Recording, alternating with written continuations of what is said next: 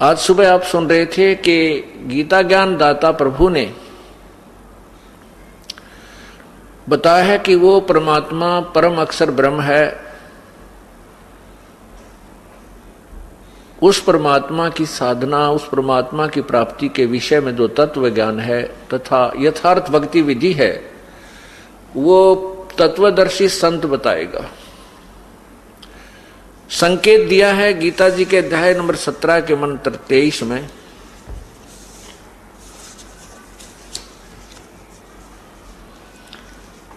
कि ओम तत्सत इति निर्देश ब्रह्मण त्रिविध समर्थ।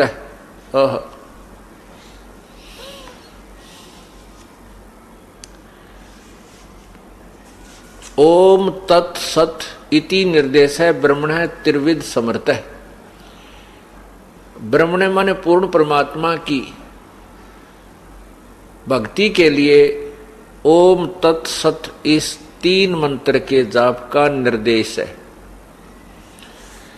निर्देश का अर्थ है कि नथिंग एल्स, इसके अतिरिक्त कोई और आदेश नहीं है, केवल 3 मंत्र का जाप है उस परम पिता के प्राप्ति का। ये निर्देश है। अब निर्देश से आप अच्छी तरह परिचित हैं। निर्देश किसे कहते हैं? जिसमें आदेश व दिशा दोनों ही दी जाती है।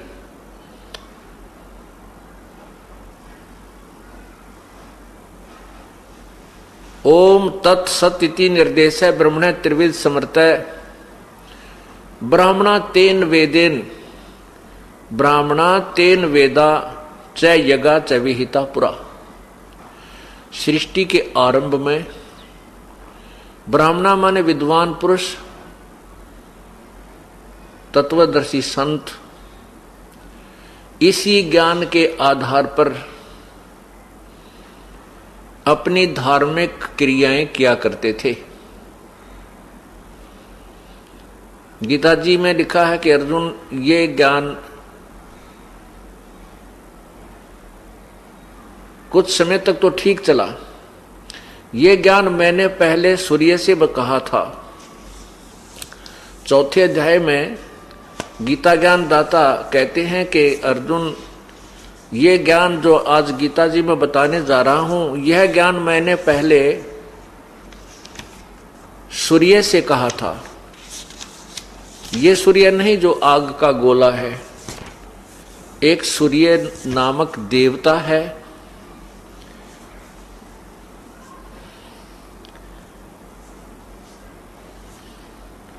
और सूर्य ने, मैंने इस अविनाशी योग को सूर्य से कहा था और सूर्य ने मनु से कहा। मनु ने अपने पुत्र राजा इक्ष्वाकु से कहा। गीता जी के अध्याय नंबर 4 के मंत्र 1, 2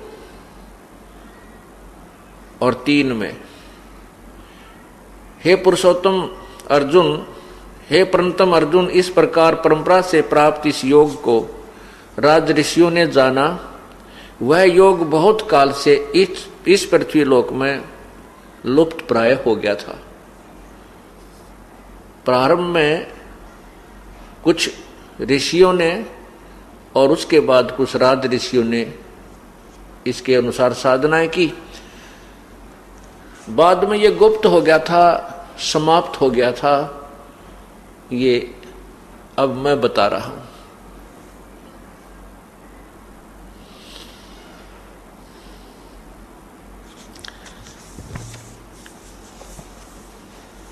इसी गीता अध्याय नंबर 17 के मंत्र 23 में यही स्पष्ट किया है कि यही ज्ञान जो ओम तत्सत जो मंत्र है, इसके आधार से सृष्टि के प्रारंभ में विद्वान पुरुष अपने धार्मिक अनुष्ठान किया करते थे। अब जैसा कि आज आप दिन में सुन रहे थे कि गीता ज्ञान दाता परमात्मा कह रहा है कि मेरे लेवल की सभी पूजाओं को तू मुझ में छोड़कर उस एक सर्वशक्तिमान परमात्मा की शरण में जा, फिर मैं तुझे सभी पापों से दुखों से मुक्त कर दूंगा, तू चिंता मत कर। उस परमात्मा के पास जाने की विधि का भी सुबह आपको कुछ संक्षिप्त सा वर्णन दिया था कि हमारे शरीर में कमल बने हुए हैं। इन कमलों में भगवानों की ब्रह्मा जी, विष्णु जी, शिव जी, दुर्गा और गणेश और ज्योति निरंजन, सहस्रार कमल में ज्योति निरंजन है, इन भगवानों का वास है।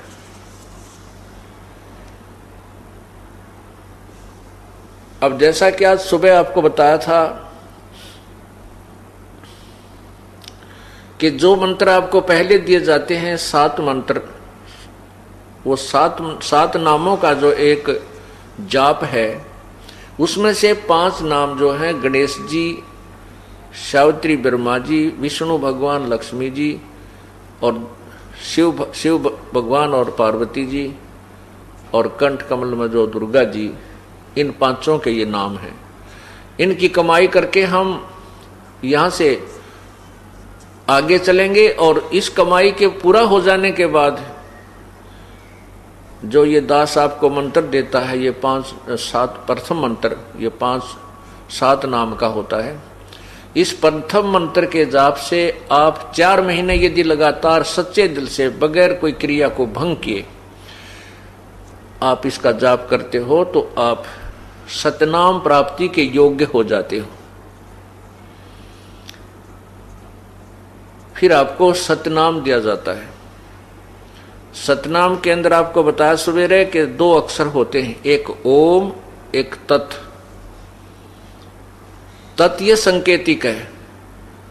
कई संतजन ओम तत्सत, ओम तत्सत ऐसा जाप रट्टा लगाने को कहते हैं, वो अज्ञानी है, उनको ज्ञान नहीं।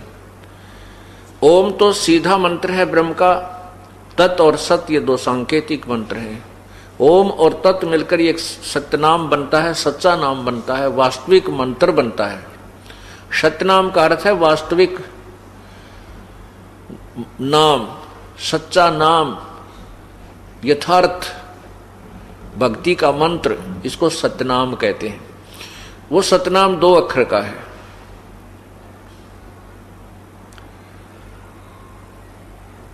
उसके बाद फिर आपको सारनाम दिया जाता है, जैसे ओम तत् और सत। ये सत जो तीसरा मंत्र है, ये सार नाम की तरफ संकेत है, ये सांकेतिक है।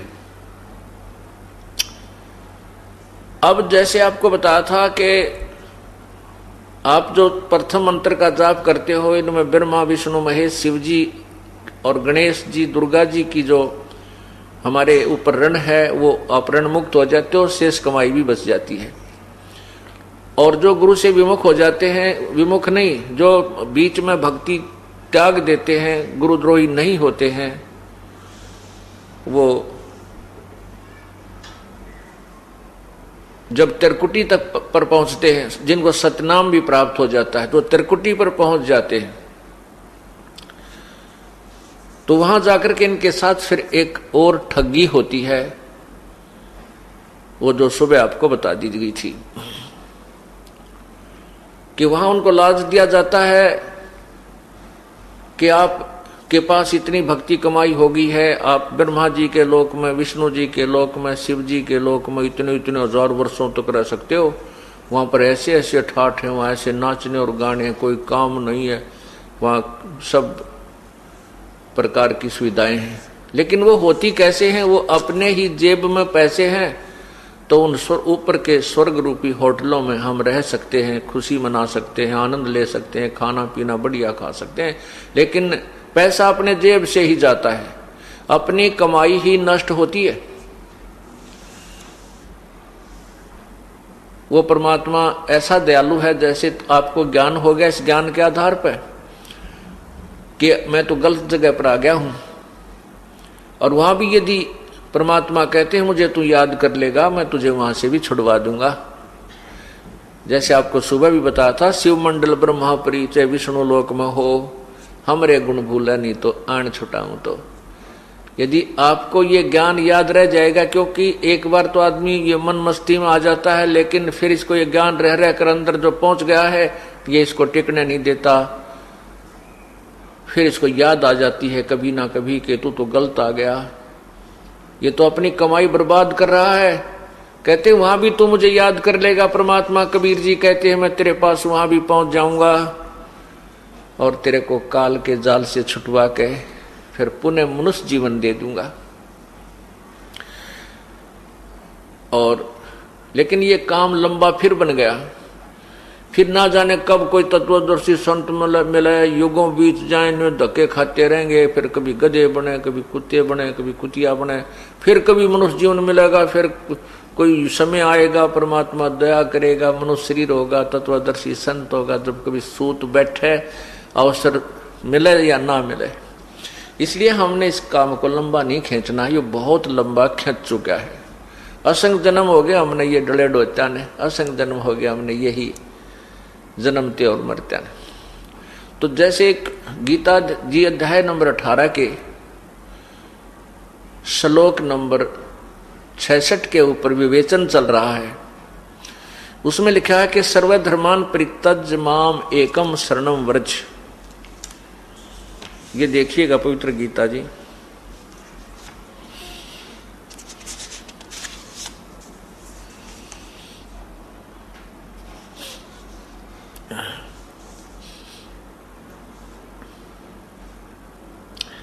श्री मद् भगवत गीता, नीचे देखिएगा, ये गीता प्रेस गोरखपुर से प्रकाशित है और इसके अनुवाद करता है जय दयाल गोविंद का। इसके अंदर से देखिएगा,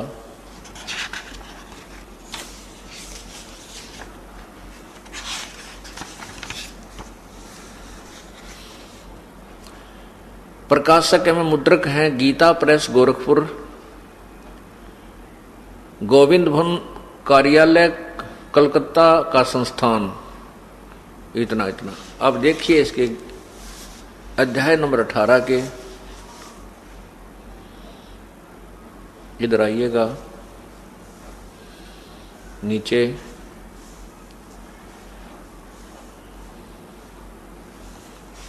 छठ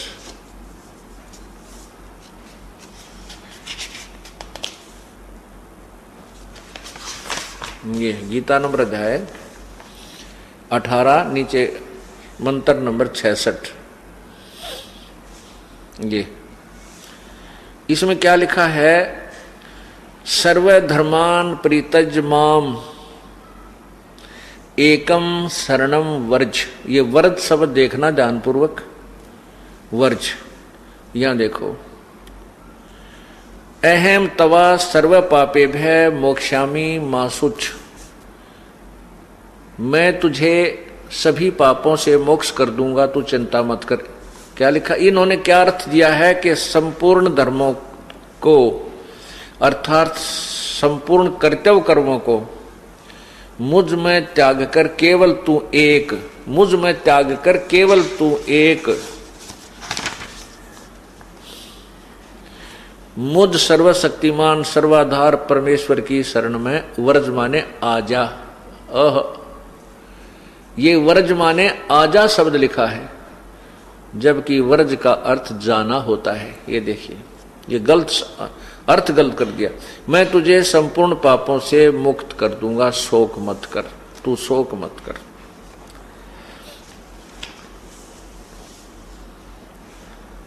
अब इन्होंने वर्ज माने जाना लिखा है। अब आपको संस्कृत शब्दकोश दिखाता हूं। इसमें स्पष्ट किया है कि वर्ज माने, इन्होंने वर्ज माने आना किया है। गीता प्रेस गोरखपुर से प्रकाशित गीता जी के अनुवादकर्ता ने वर्ज का अर्थ आना किया है कि तू मेरी शरण में आ जा, जबकि वर्ज का अर्थ जाना होता है। ये देखिएगा,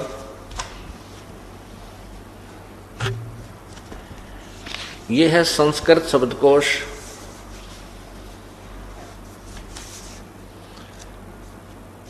पुण्यात्माओं, ये तत्व ज्ञान इतना उलझ गया है, इसको सुलझाने के लिए, समझाने के लिए, सत्य को सत्य सिद्ध करने के लिए ढेर सारे प्रमाणों की आवश्यकता पड़ती है। संस्कृत हिंदी कोश वामन शिवराम आप्टे, नीचे कहाँ से छपी है ये देखिएगा, मोतीलाल बनारसी दास पब्लिशर्स प्राइवेट लिमिटेड दिल्ली से। इसके 993 पृष्ठ पर देखिएगा, ये वर्ड शब्द है, इसका अर्थ है जाना, चलना, प्रगति करना, आना नहीं है।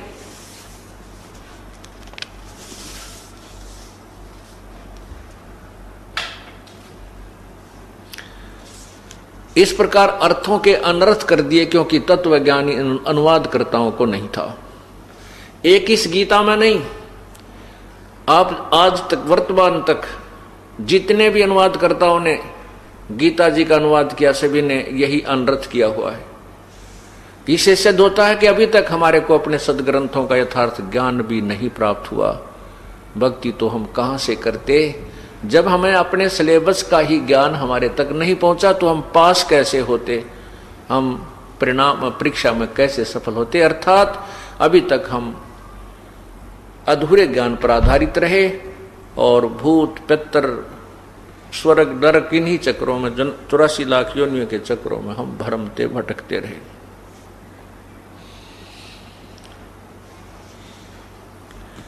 इसका अर्थ बनता है, गीता ज्ञानदाता प्रभु कह रहा है कि तू यदि परम शांति चाहता है, गीता अध्याय 18 के मंत्र 62 में कहा है कि अर्जुन तू सर्वभाव से उस परमेश्वर की शरण में जा। देखिएगा, यही वो पवित्र गीता जी अनुवाद करता है, गीता प्रेस जयदयाल गोविंद का, और गीता प्रेस गोरखपुर से ही प्रकाशित है। अध्याय 18 नीचे मंत्र 62 देखिएगा, ये रहा, तम एव शरणम गच्छ सर्वभावेन भारत तत्प्रसादात तत्प्रसादात प्राम शांतिम स्थानम प्रयासपि शाश्वतम। यहाँ क्या लिखा है कि हे भारत, सब प्रकार से उस परमेश्वर की शरण में जा, गच्छ, उस परमात्मा की परम कृपा से ही तू परम शांति और शाश्वतम स्थानम, शाश्वतम यानी सनातन, स्थानम माने परम धाम को, प्रयाससी माने प्राप्त होगा, सनातन परम धाम यानी सदा रहने वाले सतलोक को, शाश्वत स्थान माने सतलोक को प्राप्त होगा, यानी सदा जो रहे, कभी नष्ट ना हो। तो उसके लिए बताया है कि सर्वधर्मान परित्यज माम, इस 66वें श्लोक का ये अंतर है कि ये 66वां श्लोक है, इसमें लिखा है सर्वधर्मान परित्यज माम, सर्वधर्मान परित्यज माम एकम शरणम व्रज अहम तवा सर्व पापे भय मोक्षामि मासुच। इसका अर्थ बनता है कि गीता ज्ञान दाता प्रभु कह रहा है कि उस परमात्मा की शरण में तू जा, लेकिन वहां जाने से पहले तूने मेरे लेवल की जो भक्ति की है वो मुझे त्यागनी होगी, मेरे में छोड़ जा, फिर मैं तुझे सभी कर्मों से, सभी पाप कर्मों से मोक्ष कर दूंगा। अब हम पाप के कारण यहाँ 84 लाख योनियों में दंड भोग रहे हैं, कभी नरक में जाते हैं, हम मुक्त नहीं हो पाते।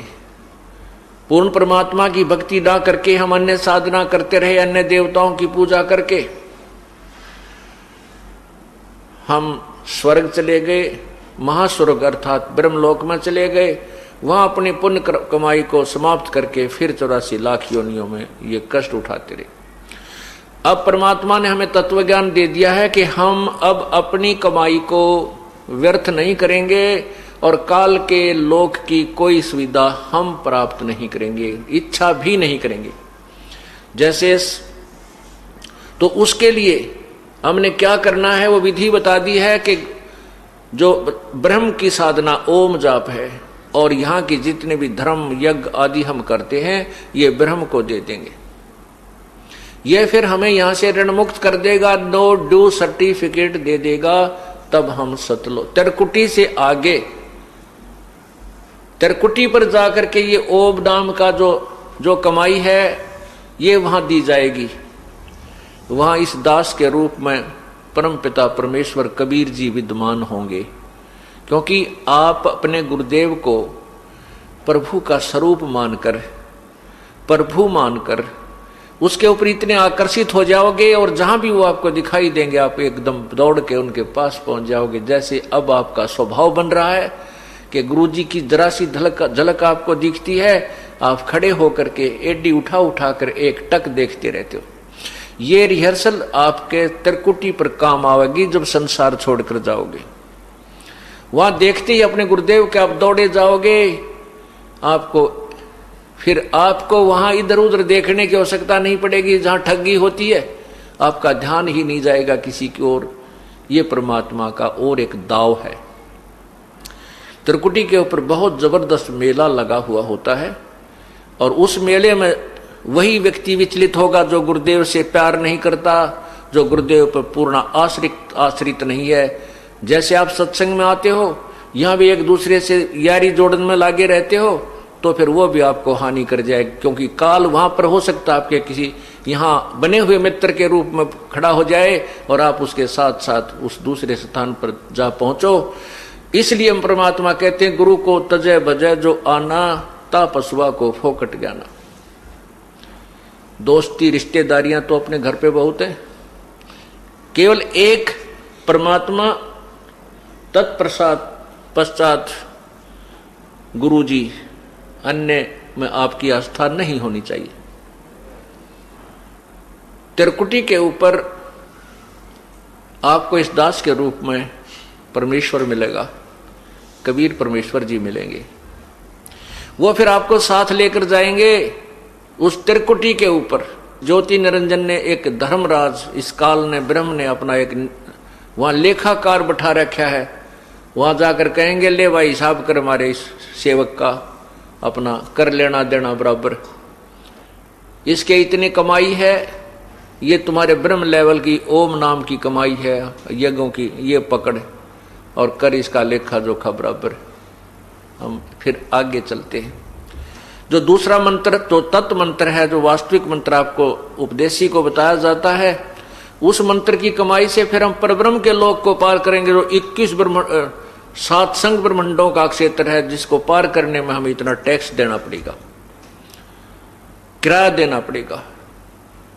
और जो तीसरा मंत्र सार नाम है, जो सत संकेतिक है, वो उसकी कमाई आपको सतलोक में स्थायी स्थान देगी, फिर आप कभी लौट कर नहीं आओगे। ये कई संत उनके भक्त कहते हैं हमारे गुरुजी तो सीधे त्रिकुटी पर पहुंचा देते, हम इन कमलों में नहीं उलझते। त्रिकुटी तो उन्होंने ऐसा मान रखा जैसा बरवाड़े का बस स्टैंड हो, घूमता फिरता घूमया पैदल चला जा जब चला जा। तेरा गजब हो, कितना मिसगाइड किया हुआ है भोली आत्माओं को उन अज्ञानी संतों ने। उन ABC का भी नहीं पता, भक्ति मार्ग का लाखों और करोड़ों की संख्या में अनुयायियों को काल के जाल में फंसा दिया। अब ये ज्ञान जो हमें प्राप्त हो रहा है, ये तत्व ज्ञान है।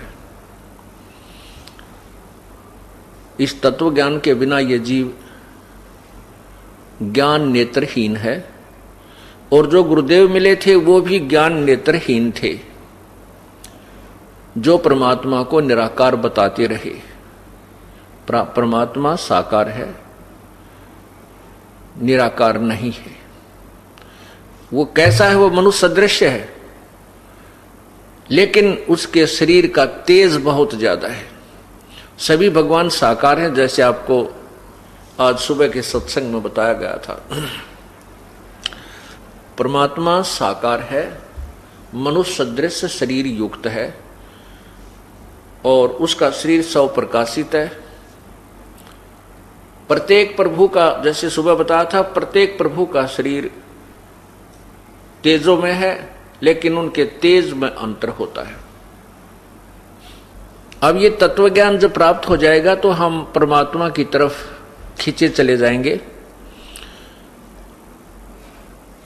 और फिर हम विचलित नहीं होंगे, क्योंकि हमारे को यथार्थ ज्ञान हो जाएगा और वे ऑफ वर्शिप भी हमें ओरिजिनल मिल जाएगी, पूजा की विधि भी वास्तविक मिल जाएगी।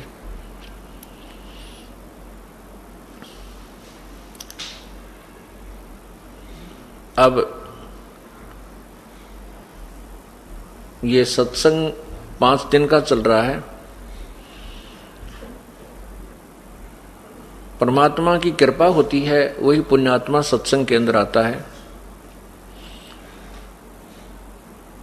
प्रत्येक सत्संग में श्रोता कुछ एक बदल जाते हैं, कुछ एक वही रहते हैं।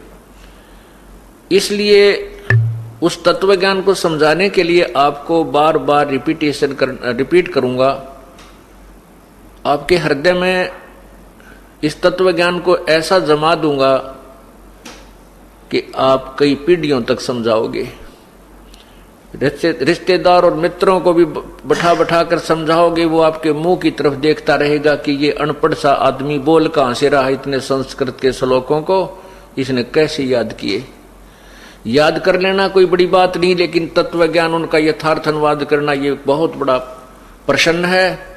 ये प्रभु की कृपा बिना, उसकी रजा बिना नहीं हो सकता। ये वही वेद, वही गीता जी 5500 वर्ष पहले से लिपिबद्ध की गई थी। आज तक इनका अनुवाद किसी से ढंग तक नहीं हुआ, लेकिन परमात्मा ने, पूर्ण ब्रह्म ने, सतपुरुष कबीर जी ने आज से 600 वर्ष पहले आकर के इनका यथार्थ अनुवाद अपनी सिंपल लैंग्वेज कबीर वाणी में किया हुआ है। उस कबीर वाणी को इन संस्कृत के ज्ञाताओं ने रिजेक्ट कर दी कि वो तो अनपढ़ था, ऊट पटांग गाता था, वो क्या जाने भगवान के बारे में।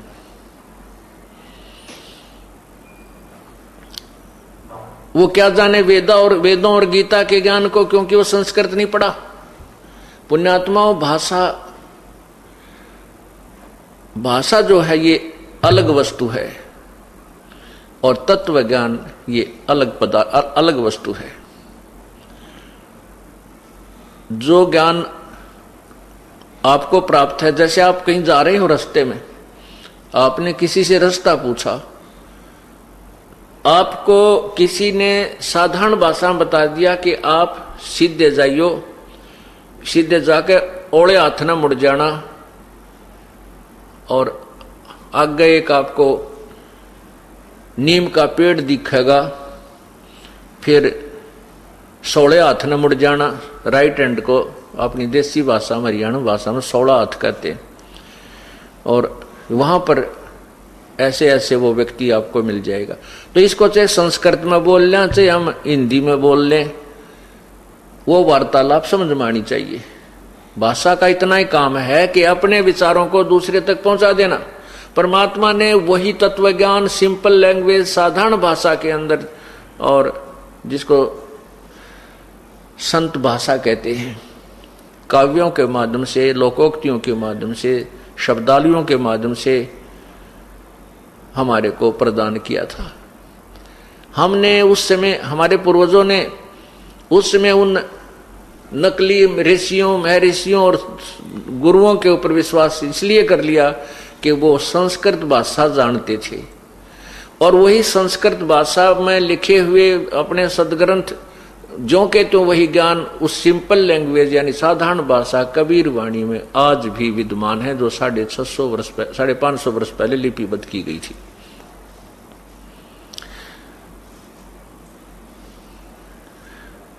इस कारण से ये तत्व ज्ञान उलझा रहा, और वो परमात्मा स्वयं ही आकर के अपने ज्ञान का प्रचार करता है।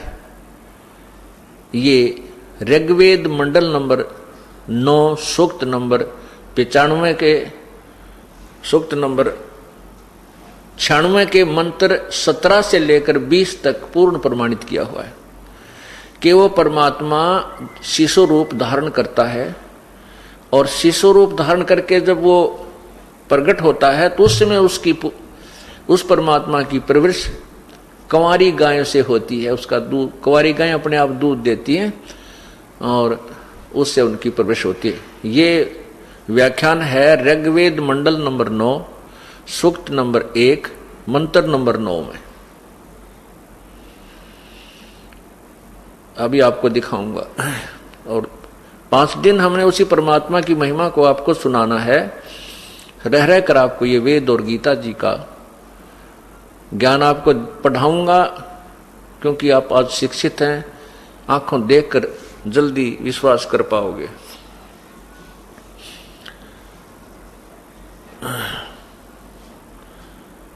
उस परमात्मा ने आकर हमें ये साधारण सा ज्ञान दिया था, और इन नकली ऋषियों ने, महर्षियों ने हमें वो तत्व ज्ञान स्वीकार नहीं होने दिया।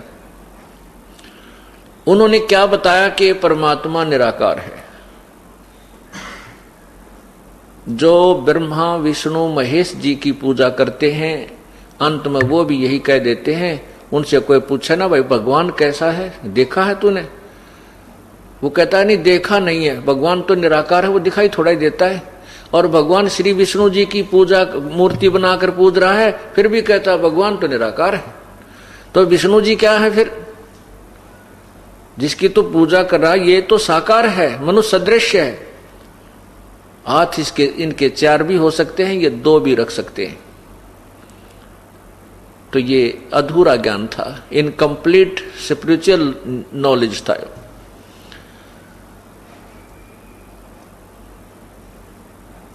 अब देखो,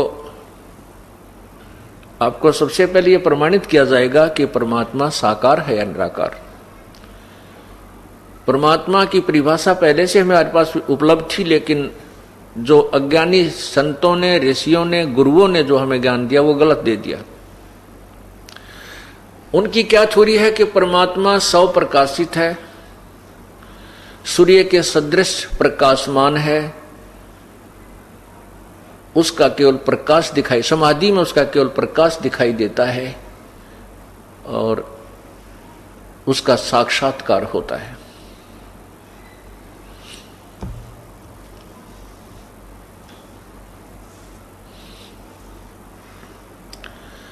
विचार कीजिए, सूर्य के सदृश जो प्रकाशमान प्रभु को बताया है, तो सूर्य से प्रकाश निकल रहा है।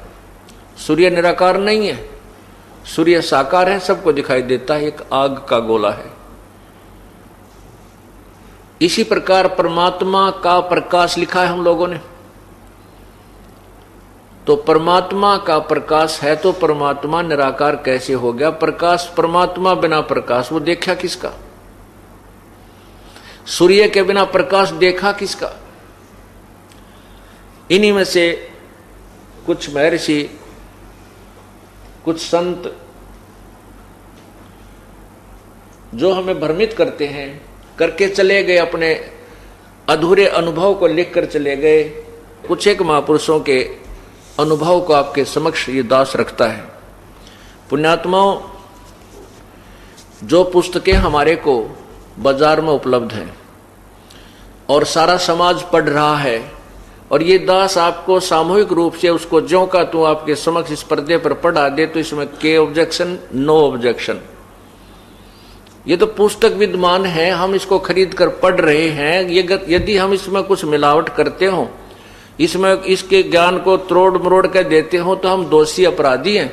और इस ज्ञान को जो इसमें भर रखा है, लिखा हुआ है, उसको हम जो का त्यों आपके समक्ष रख देते हैं।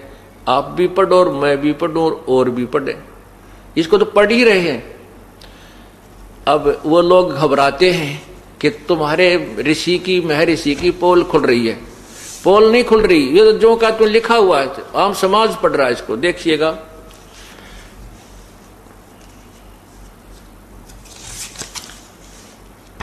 आपको दिखाते हैं महर्षि दयानंद सरस्वती द्वारा अपने अनुभव की लिखी हुई पुस्तक सत्यार्थ प्रकाश।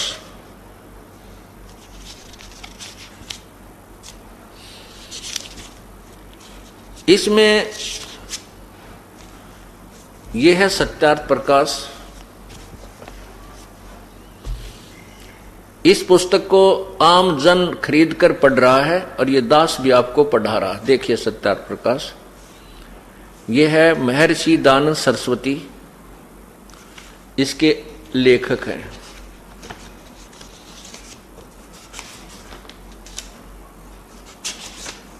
ये देखिएगा, अथ सत्यार्थ प्रकाश है, महर्षि दानंद सरस्वती स्वामी विरचित है। नीचे देखो कहां से ये प्रकाशित है। वैदिक प्रकाशक है वैदिक यति मंडल, दानंद मठ, दीनानगर, पंजाब। और इसके जो प्रिंटर हैं वो देखिए नीचे, ये ऊपर देखिए, प्रकाशक हैं वैदिक यति मंडल, दानंद मठ, दीनानगर, पंजाब। नीचे देखिए, इसके मुद्रक हैं आर्य प्रिंटिंग प्रेस, दानंद मठ, गोहाना मार्ग, रोहतक। इसके 7वें सत्यार्थ प्रकाश के 7वें समोल्लास में, यह है 7वां समोल्लास। यहां देखिएगा 154 पृष्ठ पे, इसमें मैंने कुछ अपने विवेचन दे रखे हैं, इसकी बजाय आपको ये दिखाता हूं। ये वही है एज इट इज।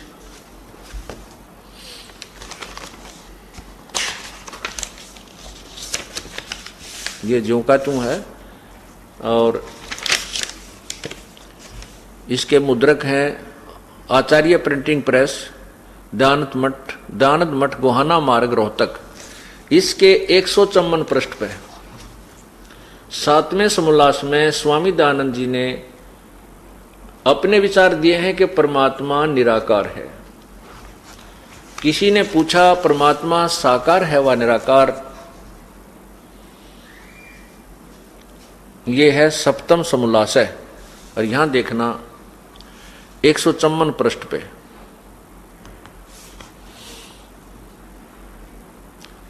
और नीचे आइएगा, ये किसी ने प्रश्न किया, प्रश्नकर्ता, ईश्वर साकार है व निराकार? उत्तर महर्षि जी का निराकार। यहां देखिए 155 पृष्ठ पे स्वामी जी क्या कह रहे हैं, यहां देखिएगा। किसी ने प्रश्न किया परमेश्वर की स्तुति प्रार्थना उपासना करनी चाहिए व नहीं? स्वामी जी ने उत्तर दिया करनी चाहिए। प्रश्न किया कि क्या स्तुति आदि करने से ईश्वर अपना नियम छोड़ स्तुति प्रार्थना करने वाले का पाप छुड़ा देगा? उत्तर, स्वामी जी ने उत्तर दिया नहीं। प्रश्नकर्ता ने कहा तो फिर स्तुति प्रार्थना क्यों करना, किस लिए करें भगवान की भक्ति जब पाप नहीं कटते? उत्तर महर्षि जी का कि उनके करने का फल अन्य ही है। स्तुति प्रार्थना करने का फल अन्य है, पाप नहीं कटते। स्वामी दयानंद जी कह रहे हैं। प्रश्नकर्ता ने कहा क्या फल है?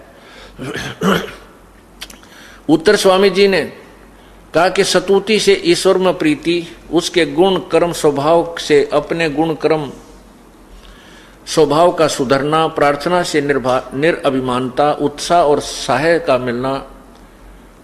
मिलना,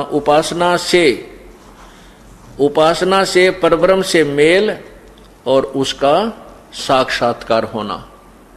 ये परब्रह्म शब्द ध्यान रखना पुण्यात्माओं, परब्रह्म। और ये देखना साक्षात्कार शब्द, परमात्मा का साक्षात्कार हो जाता है, पाप तो कटते नहीं, स्वामी जी कह रहे हैं। और यहां निराकार बताया है और यहां साक्षात्कार हो जाने के लिए प्रमाणित किया है।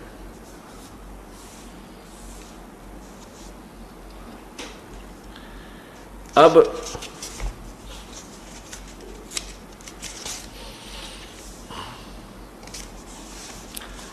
स्वामी जी ने जैसे प्रश्न किया, किसी ने स्वामी दयानंद जी से प्रश्न किया है इसी 7वें समोल्लास के पृष्ठ, 7वां समोल्लास जो प्रारंभ होता है उसी पृष्ठ पे यहां देखिएगा। किसी ने प्रश्न किया कि वेद में ईश्वर अनेक हैं, इस बात को तुम मानते हो वा नहीं? स्वामी दयानंद जी कहते नहीं मानते, क्योंकि चारों वेदों में कहीं यह नहीं लिखा है जिससे अनेक ईश्वर सिद्ध हों, किंतु यह तो लिखा है कि ईश्वर एक है। और यहां स्वयं ही आप ही स्वामी जी कह रहे हैं कि परब्रह्म से मेल, ब्रह्म से कोई दूसरा ब्रह्म, पर ब्रह्म, दो परमात्मा तो अगले ही पृष्ठ पर सिद्ध कर दिए हैं। ब्रह्म तो ये भगवान मानते हैं कि ब्रह्म सबसे बड़ा होने के कारण प्रभु को ब्रह्म कहा जाता है। उसके नामों की व्याख्या करते हुए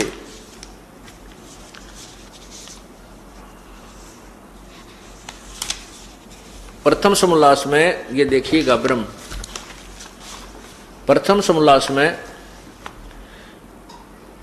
परमात्मा को सबसे बड़ा होने के कारण ब्रह्म कहा है। यह है प्रथम समोल्लास है। इसके पृष्ठ नंबर 15 पर नीचे लिखा है, यहां देखना, ओम आदि नाम सार्थक हैं, ये सब लिखा है। यहां ब्रह्म रक्षा करने से ओम, आकाश में वत व्यापक होने से खम, और सबसे बड़ा होने से ईश्वर का नाम ब्रह्म है। स्वामी जी मानते हैं कि ब्रह्म, सबसे बड़े भगवान को वो ब्रह्म मानते हैं, सबसे बड़ा होने से ईश्वर का नाम ब्रह्म है। और यहां फिर परब्रह्म, स्वामी जी यहां कह रहे हैं सप्तम समोल्लास में के सप्तम समोल्लास के 154 पृष्ठ पे के 55 पे के साधना करने से, उपासना करने से परमात्मा तो मिलता नहीं। 155 पर देखना, नीचे आइए,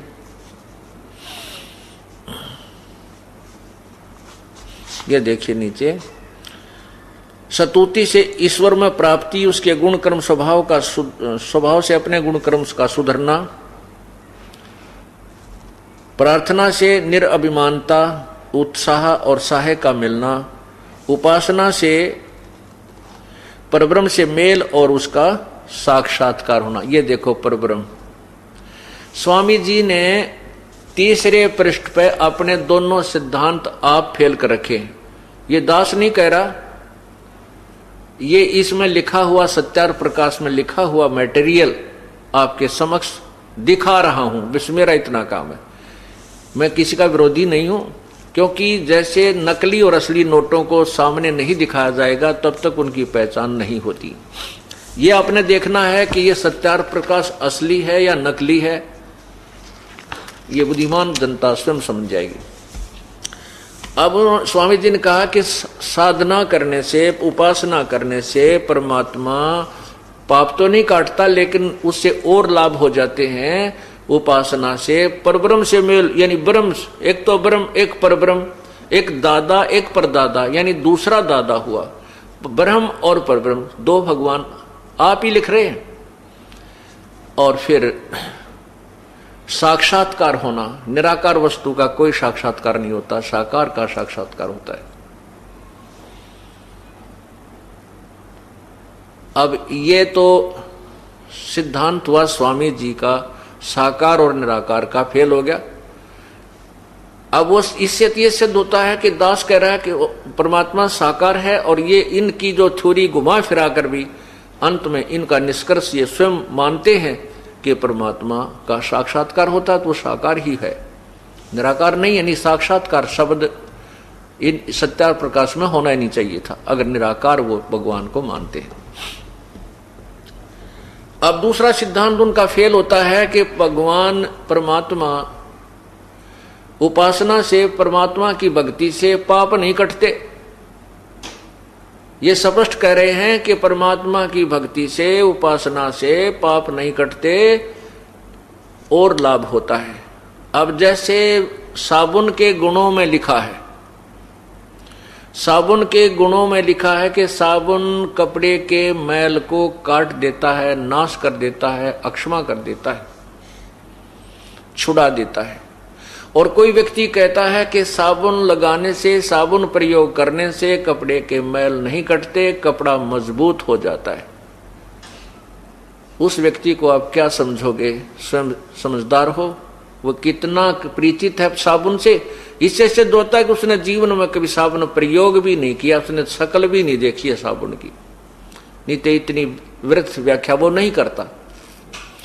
अब कोई डॉक्टर के पास जाता है और वो वैद्य बहुत लंबा चौड़ा बोर्ड लगाए बैठा है और रोगी जाता है और वैद्य कहता है भाई दवाई खाने से रोग तो कटेगा नहीं, पहलवान बन जाएगा। कोई बात हुई है? कोई सिद्धांत है ये? कौन जाएगा उस व्यक्ति के पास? अब यही सती थी इस सत्यार प्रकाश के ज्ञान की है। अब वेदों के अंदर परमात्मा की महिमा लिखी